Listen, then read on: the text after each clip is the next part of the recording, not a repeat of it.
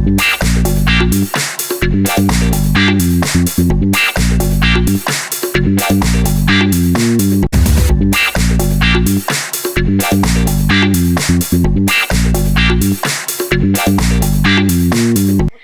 Farnoosh, it's so nice to have you here, and I'm very excited about this interview because you are unique, and I would love, it's such an honor, and I would love for you to share your advice, your tips about living abroad, about going abroad and moving, and how did it start? How did it make you feel?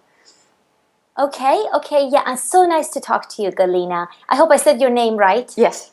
Galina, okay, great. Good. So I am originally from Iran, as you may know. I was born and raised in Iran, which is a country in the Middle East. Some people don't know, so I just like to point that out. And I was there until I was about 11 years old. And by then, the Iranian Revolution had already happened. It happened when I was 5 or 6 years old. So things were progressing in the wrong direction. The economy, lifestyle, everything was so difficult for my parents. So at some point, we decided to take a vacation to go to the next door country, Turkey, and just take a little time off for 2 weeks. And my mother was pregnant with my second brother. So it was a family of 4 with another one on the way.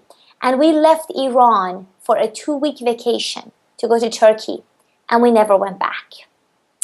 So that's when our immigration story, I guess, started without much planning. But we lived in Turkey for 3 years. It was a difficult experience, It was very hard for my parents to start over. And then we moved to the US, and I have been living here since. So that's the overall story, and I'm happy to go into detail in any area of it or answer specific questions that you're interested in. Thank you, Farnoosh. So, why did your parents decide to go to Turkey specifically? Turkey happens to be one of the very few countries, Cyprus is also one, where they do not require visa for Iranians. Oh, okay. And Right. Malaysia as well. You are correct. I believe so. Very few countries. And it was a very difficult time to be an Iranian. So we wanted to get away. We wanted to get out of the country to go on vacation. That was simply the plan. And that was one of the reasons we chose Turkey. So. Okay, and then you went to the US, and how old were you then? So, yes, afterwards we came to the US. When we arrived in the US, I was 14 or 15 years old. So it was a very difficult time. You're a teenager, you're still finding yourself, and it was a big culture shock. Why? So, right. And you know what? Even the Turkey was also a culture shock on its own because I lived in Iran. So now when I look back, Iran looks foreign to me because I've lived here so long. But, it couldn't be more different. Like I went to school in Iran, covering myself up in a uniform, in dark colors, and it was almost like we lived in black and white. Everything was so awful after the revolution, but we were still happy. I was a kid, I had my friends, and we were studying, of course, Farsi. I had no knowledge of foreign languages, such as English. I had no experience outside of the little world I had in Iran. Back then, we had no internet, nothing. And I didn't know anything about surviving outside of my own country, even though things were bad. So the first culture shock was I couldn't communicate. I didn't speak Turkish. My brother and I were thrown into school. We had to learn Turkish, we had to learn English, and we had to learn German because the Turkish school chose to teach German as a second language and English as a third. The Turks and the Germans are very close, so it was just it was a setup at the time. And that wasn't fun, okay? So, we had left everything behind. We had left our families and friends behind, all unplanned.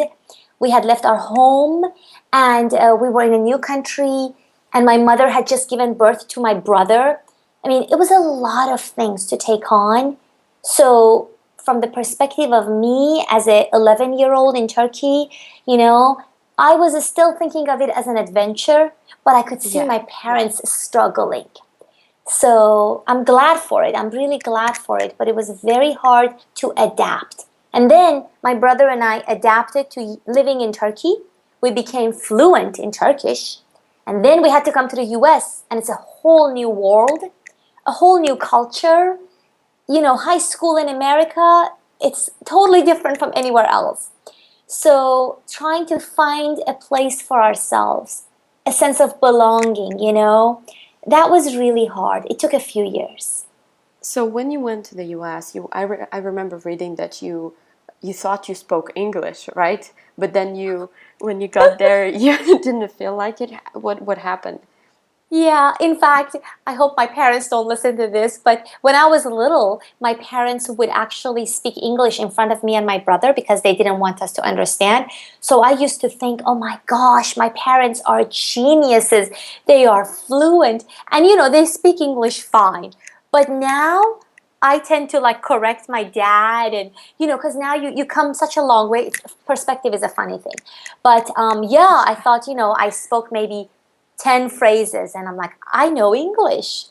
And then you come here and you're thrown into high school and it's a whole different, and it's all the slang in the language, right? Yes. So it took years to get that down and to really feel confident that I can communicate. So it was very humbling, you know, and frustrating because I was so little. And I mean, compared to now, I was, you know, just a teenager. And it was just hard to adapt and to really communicate and beyond that, make friends, which was really hard for me to do. Really hard. Why? So because I was looking for the same things. You know, I've thought about this a lot. And I've written about friendship on my blog. And I've always missed my childhood friends. In fact, we got reunited 25 years later because Oh. we had lost touch. So that was wonderful. And so now we are in touch. But I was looking, that was my mistake. When you immigrate from your country, you tend to want to replace what you lost, right? Anybody can relate to that, even if it's just a friend or a piece of your culture or tradition. So I was looking to replace my old childhood friends. So I was looking for the same things that an Iranian girl would give me as a friend in an American girl. And it's impossible. There's nothing in common, you know. The culture is different, the approach to friendship, the expectations, the everything. And so I was just always disappointed and I couldn't understand why.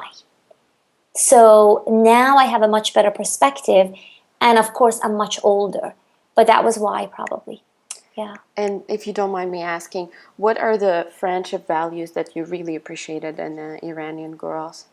Yeah. You know, one thing I really missed was that because I think one reason is maybe we had so little, especially during those really hard years after the revolution. You know, I really like everything was my friends. My friends were everything. You know, I had three or four really close friends.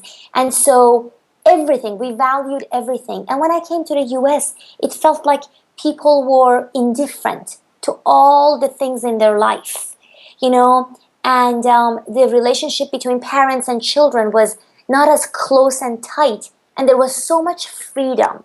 Like I wasn't used to having that much freedom. In fact, I didn't have that much freedom because my parents still enforced the same rules even though I was in the US. So I felt totally left out. But in terms of friendship, I think just how much we valued each other. You know, friendship wasn't on the surface. It was so deep. Like when your friend was sick, it was like, oh my God, what can we do? We need to take homework to her house and we need to make sure she's fine and talk to her mother and call. And whereas here it's like, oh, she's out, she'll be back tomorrow, you know? And that was just to me like, that's just, it was just foreign. It's just a different way. Yeah. Do you know? It's Yeah, just I know what you're foreign. saying. I also had this feelings, and I was Mhm. like, well, you guys are just, you're indifferent. You don't care about others, really. Yeah, But it's just this independence and this freedom, and yeah. it's sometimes it's hard to embrace. Really, it's hard to. It Yeah. takes time to understand. It takes time to understand. It's a difference in culture. That's all it is. There is no right or wrong. You can have preferences, but it's a difference in culture. And I think over the years, if we look at ourselves, we probably melt into that culture to some extent. So then, like for example, after I reunited with my friends, they live anywhere in the US and Canada. So we have all moved out except for one of us. But I can see that we value each other like we did back then. But our lives are so busy that we are just too busy to make time for each other even now. And we all regret it, but it's because we are so pulled into this lifestyle, we are almost doing the same thing that we were criticizing, you know? Yes. But when we get together, then we can really still make up for it. But it's funny. You can't really criticize it because you become a part of it, you know, with your lifestyle. So it's just a cultural difference. And do you accept this model now? Do you like it better now? I like to joke that I don't have any friends now because I'm working all the time. But I had to go through a lot. And when I realized, these are my options, then I decided to make friends, and I was in a lot of international communities. So I was making friends with all different people. But my friendships were around my hobbies and things that I was enjoying. Like I was big into yoga. I'm still big into yoga. And also tango, Argentine tango communities. So I was forming friendships around that. So when I would move away from a hobby, I would kind of have less in common with those friends. But I have made friends with lots of people, lots of different nationalities, and I appreciate it for what it is. I don't expect it to be my childhood friendship. I don't expect a lot. This may be good, may not be good, but I don't go into a friendship thinking I expect the world and I'm going to give the world. I just think, let's see what happens. And I love to give. I really do. So I would still get disappointed during some of my friendships, but I have learned to just give. If I give, it's without expectation in return. So that way I can't get disappointed and I choose to give selectively, right? Because I want to invest in few friendships, but I want to invest in them deeply. And so now my friends are people that I share my passion with entrepreneurship and blogging and writing books and creating your own lifestyle. And I can really connect with them on a really deep level. And they are from all walks of life, all nationalities. It doesn't really matter. I have friends in India, England, Canada, all over the world. And we share that. So you want to have something that you share that's keeping you together, right? That you can really talk about passionately. So that's what I've found is now the foundation of my friendship, I guess. It's interesting because I've been thinking about friendship myself lately, and because I spent so much time away from home, of course, not as much time as you did, but Yeah. I've lived for 4 years so far from my friends, and we barely see each other. And Yeah. now I think I have a different perspective on friendship. I started thinking, what is friendship really? And Yeah. it, I think, yeah, it's sharing the same passion, sharing the Yeah. same interests. Because when I went back in Russia, Hmm. that friendship was different. I mean, again, It's we would different. just see each other every single day. We would go I to know. school together. We Yeah. would go to dance classes together. Yeah. And like my friend wanted to spend every minute with me, and I know. so And some of it is because you have evolved away from that for good or for whatever reason, and they haven't. So and that's what creates distance. So if people have, you walk different paths in life, it's very interesting when you reconnect with old friends. You only had 4 years. I had 25 years yeah, between when I found my friends a couple of years ago. yeah, And it was fascinating. We still adored each other. And we have actually spent some really long weekends together, which was magical. But we still, haven't been close. Like we don't live in the same city or anything to where I can see how much time we would spend with each other. hmm But I think we just evolve, Galina. We just evolve. We become different people, we grow and our experience changes, our perspective on life changes. So, and that creates distance naturally. So I think it's okay. Don't beat yourself up, Yeah, yeah. I you think know? we're doing fine. Yeah. Thank you, Mhm. Farnoosh. And Yeah. what was the hardest thing for you in high school? I mean, obviously, how did you catch up with all these classes and Yeah. English, and how did it work? Yeah. Well, I'm lucky that my parents emphasized education a lot, you know, and so American high school was actually easier than Iranian middle school and also Turkish middle school or whatever I was, seventh, eighth grade or wherever I was there. And so, and I pushed myself. I picked up, advanced placement classes for college, etc. after I got a little adjusted. But I think emphasis at home on education, Mm-hmm. and then not having any extracurricular activities. I look back, I wish I had taken dance classes or art, but it was just school. So time wise, all my energy was going into my school. And I had my brother. My brother is just a year younger. So we would help each other out. And we Mm-hmm. were taking, and he actually skipped a grade. I don't know how he did it. I still think he tricked someone somewhere, but he skipped a grade. So we ended up being the same grade, which really used to bother me a lot. But now I think it's just amusing. And so we helped each other a lot. And then we had our teachers. We had really good teachers because we were probably at the time the only foreign students in that particular high school. So it was very fascinating for them to have us. So they were very helpful. So that Oh, was good. Yeah, we had wonderful teachers. I was very happy with that. And so a combination of all of that, and when you are a kid, you do adapt a lot easier than adults do. Like my parents had a very hard time, in Turkey. In America, it was easier because they had lived here before and they spoke English. In Turkey, they did not speak English. That was really hard for them. But I think as a child, you have that advantage in that you mold. You're like a sponge. You mold or you absorb the language. Whereas as an adult, it just gets harder because we are more set in our ways. So, the first year was very hard, very hard. But then by the second year, I had more, I had the hang of it more. And then by college, I was, prepared. I was ready to go and face the rest of my education. So slowly and with a lot of determination, I loved school. That was another thing. It made me very unpopular, but I loved school. So I loved my teachers and then we have 2 days for weekend here in the US.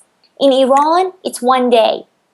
So I thought I have so much time to study and do my oh my God. homework. you know it was really a lot of pluses other than the whole culture and the friendship part. But if you're busy studying and your whole life has changed and your parents are adapting to a new life, you're so busy, you just focus on what matters. Yeah. So yeah. And Farnoosh, and how many hours did you spend at school every day when you were in high school? I'm trying to think. I think our first class was probably 9 o'clock and we were done by maybe 3:30 or 4. Okay. Not terribly long. Yeah, and then we would come home, take a break, and then start studying and doing our work. So yeah, just a Okay. regular schedule. So it seems like it felt easier for you than to go to university, to go to high school, to go to Yeah. university than we might think, right? It was easier to get there, but then my dad suggested I study electrical engineering. Yeah, about that. Oh my God. Yeah. Like if I had to go back, I would say no. That is the end of it. I'm going to art school. But no, that was so difficult, Galina. That really, really, really pushed me. I just, did not know what to do. The second year, sophomore year, I remember calling him and just begging him to do something else. And he told me, he said, give it one more year and then you can do whatever you want. And his purpose really was to help me get a safe education, a 4-year degree that I could then get a job with. You know, I mean, my parents just wanted the best for us, for me and my brother. So my dad was an engineer, that's what he understood. And I didn't want to study medicine, and he wasn't really sure about all these other majors. So he thought engineering is really safe. But that was really hard. So, yeah. But also, I think I've read it on your blog or somewhere else that in Iran, Hmm. doctors, engineers, Yeah. lawyers are the most popular, right? I mean, the Yeah. most prestigious jobs. Yes, exactly, exactly. And sometimes professors, if you're at a very nice university. But yeah, they put a lot in the title and the education of their children. And I think, that can be good. It's wonderful. Doctors are very good. My sister-in-law is a doctor, but sometimes you have to realize your children are not meant to fit into that box. Maybe they're supposed to be a dancer or a singer or a writer. That's okay. It's okay to encourage that. I've noticed that in a lot of countries, creative fields are not very appreciated because they're really underestimated. You know, They're scary. They're uncertain to the parents. But I think it's important to just allow that freedom, give them a little bit of room to play and to find themselves, and encourage it. So yeah. So, and then the very interesting part. So you graduated from the university and you started working for a very prestigious company, right? And you stayed there for. almost. Yeah, I went to graduate school as Oh, well, okay. and then I went to a startup company, and then I came to this big company that you're probably mentioning. Hmm. And then you decided to quit. Yes, can you believe it? And I and mean, I after didn't all listen to these anyone. years of doing what people were, I telling you to do. know. I know. And I guess it worked out because I was able to build a nest egg. I was able to travel and build a career and all of that. But I realized it was just not for me. And so, yes, I was very unhappy in the latter years of my corporate career. I was looking for something and I didn't even know what. That's the funny thing, right? We don't know. We just know we're in the wrong place, right? And sometimes it's really hopeless because you don't have a clue what else to do and where to go, and you think it's too late. You have no choices. So I stumbled upon blogging as a hobby, and I started to really enjoy it, writing and blogging and creative stuff, right? That I was never allowed to do. And then it started to grow. To my surprise, the blog started to grow. I started to get engaged in the communities online. I started to write for other websites. And I just started to become familiar with this whole world of online social media, blogging, creating content, and all of that.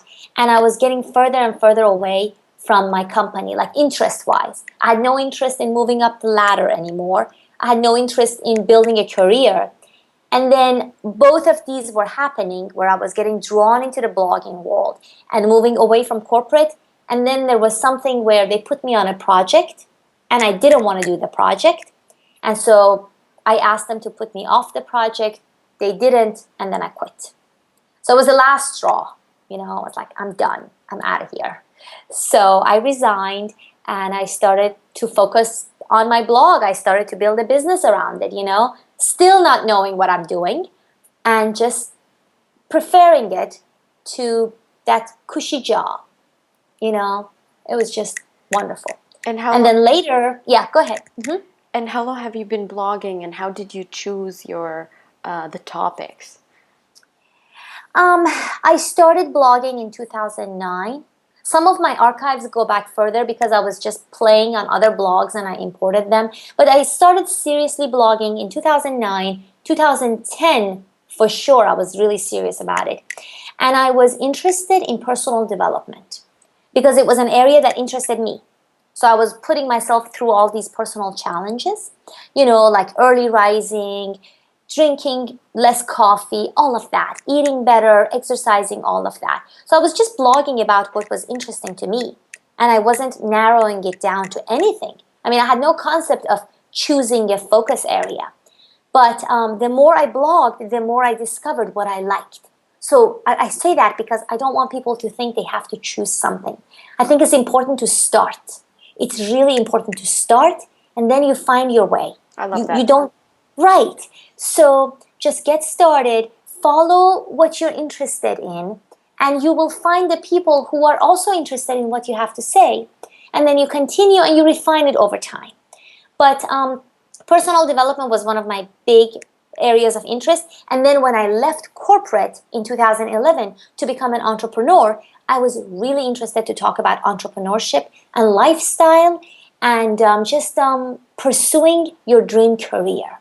So those became more areas of focus for me on the blog because I was also building expertise around that. You know, you want to talk about something that you know because you want to give information that's useful. This is not a personal diary or a journal. The blog has to have some use for the readers. So that's sort of how the blog topics evolved. And do you think you chose the personal development to focus on because you were lacking it from your experiences? Because that's what I noticed from with myself, for example. I've noticed that some muscles were not developed because of Yeah, that's a great question. That's a great question. I mean, I had never focused on the things I'm focusing on now, such as writing. I loved writing when I was a little girl and when we would have essays and all of that. But then I stopped after I started college and then my career. So I was going back to the areas of my life that I wanted to explore. Creativity. You have to be creative to start your own business and decide what direction, especially a business where you are online. You're creating products and services and products and all of that. So yes, I think that it's because I was exercising muscles, like you said, that I hadn't and that I was interested to use, you know, and that I had sort of deprived myself because I could have probably done this sooner. My parents weren't telling me what to do when I was, in my 30s, or I'm still in my 30s. But it's just that I didn't give myself permission, you know. I was so, I was thinking this has to be the way, right? My life has to be this way. I'm in corporate. I take serious subjects. If I take a class, it has to be in this particular topic and it has to be respectable. And then one day I started taking dance classes, the tango dance classes. I'm like, wow, I love this, you know? And I fell in love with yoga because I love doing things with my body, stretching and moving it. And since then, I have explored a whole new world that's, my interest. So I think, yeah, you're absolutely right. I started writing about books, book blogs. I was doing that for a while. And I was finally giving myself permission to read the books that I wanted to read when I was going to college, like fiction and classics that had nothing to do with engineering. So yeah, I really followed my heart, and I had a lot of fun with it. And then I decided to focus more to create a business. And I still write about what I love, but now I have more of a structure and more of a purpose. It's not just a discovery anymore. It's more, this is what I want to talk to you about because I can help you. So it has evolved. Yeah. I've noticed myself doing that when I was a teenager and when I was, in the university as well. I tended to take up, finance classes and Yeah. etc. because I thought it would make me smarter. Yes. Yes. Exactly. It's our culture. It's not our fault. Yeah. Oh my God. And it just did not work. Like, Yeah, I just could not stand it, seriously. I And know. Yeah. Yeah, I mean, we have to come to that point where we feel comfortable leaving that path. For the longest time, because once you go to school, whatever degree you get, you feel committed to it. You feel like you have to be faithful. And so you spend the rest of your life trying to be faithful to something you didn't want to do in the first place, which is ridiculous. So I think it's really up to us after that. J.K. Rowling has a really great quote. I listened to her Harvard commencement speech, I believe. It's wonderful. And she talks about how there is an expiry date to blaming our parents. And the date is when we take the wheel of responsibility and we are in charge of our own life. And I think it's beautiful because her parents didn't exactly encourage her to become a writer. And that's all she ever wanted to do. Yeah. You know? And it turned out she was kind of right. Okay? Harry Potter, billions of dollars. Yeah, I think that was what she was meant to do. So you just have to let go and realize it lies with you. Whatever influences they had, let it go. You're still here. You're still alive. You still can do whatever you want to do. Doesn't matter how old you are. Do it. Yeah, that's a Yeah. great advice. Thank you so much, Farnoosh. Yeah. And so you started blogging about juicing, and you have this best-selling book on juicing. I know. It's still shocking to me. Right. And also yoga, right? You blogged about yoga and you did some videos, right? Did you Yes. feel silly about it? Oh my God, that's such a good question. Nobody has asked me that. I never thought they would. You know, about my yoga, first about doing my videos, my free videos online, I did a little bit because I kept imagining the people that I used to work with in corporate America, engineers and managers. I kept imagining they would come to my blog and watch and read, and they would think I've lost my mind, leaving a successful career to do this. And none of them care. I don't think they ever have come to my blog. We make up these stories in our head, and it's really a shame. So at some point, I decided I want to do this. I don't care if it's silly. I don't care if I have 2 engineering degrees. I mean, my cousin went to MIT and another prestigious school to get PhD and postdoctorate in electrical engineering, and she writes recipe books for a living now. Okay? And she feels just fine about it, and I'm very proud of her. She's actually one of my role models in life. And she also studied electrical engineering because of our, educate influences, parental influences. So once you decide, at the beginning, yes, I felt silly. But then I realized this is what I want to do. I have waited long enough. I have been steered by the influences of parents and strangers and people who don't even care. And I'm just gonna do exactly what I wanna do. I don't care what it is. I don't care what anyone thinks. I don't look for approval. I don't look for permission. But I am doing it for a purpose. I'm not doing it just for myself. I am doing it because I think it can help people. I really believe juicing and yoga can help you because it has transformed my life. Or my career programs where I really believe I have something to offer. So you kind of forget about the silliness of it when you get really serious and realize this is what you want to do. This is really what you want to do. And if that's not the case, you move on and you find it. You know when you meet that thing that you're meant to do. Yeah, so So I love the thing that you said about feeling of approval. yeah. That's a big thing. Oh my God, and it's just incredible In how our culture, yeah. yeah. How did your parents Mhm. respond to your new hobby and your new way of Yeah. making a living? Not well. Yeah.